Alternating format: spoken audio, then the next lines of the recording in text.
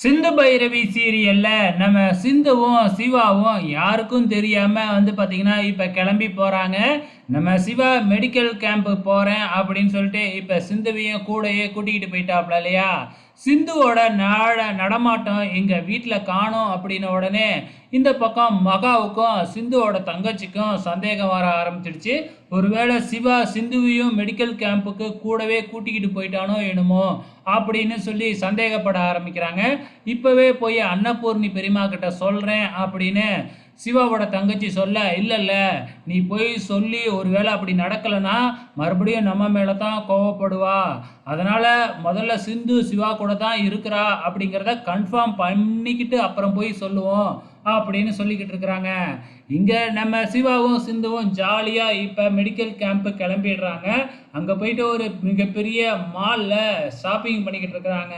அங்கே போய் இங்கே மண் சட்டிலாம் கிடைக்குமா அப்படிங்கிற மாதிரி சிந்து கேட்டு கலாட்டா பண்ணிக்கிட்டு இருக்கிறாங்க. அதுக்கப்புறம் ட்ரெஸ்ஸு இதெல்லாமே பர்ச்சேஸ் பண்ணிக்கிட்டு இருக்கிறாங்க.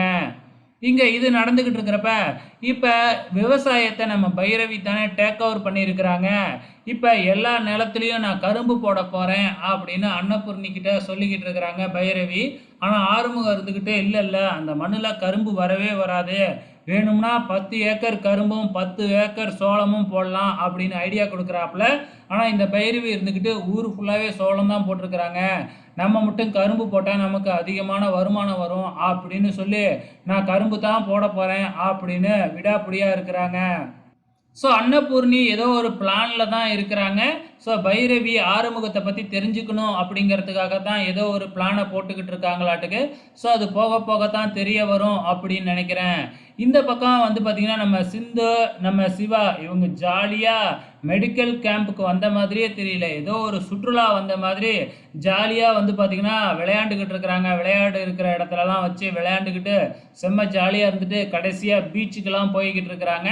ஸோ வெயிட் பண்ணி பார்க்கலாம் அப்கமிங்கில் என்ன நடக்க போகுதுன்னு.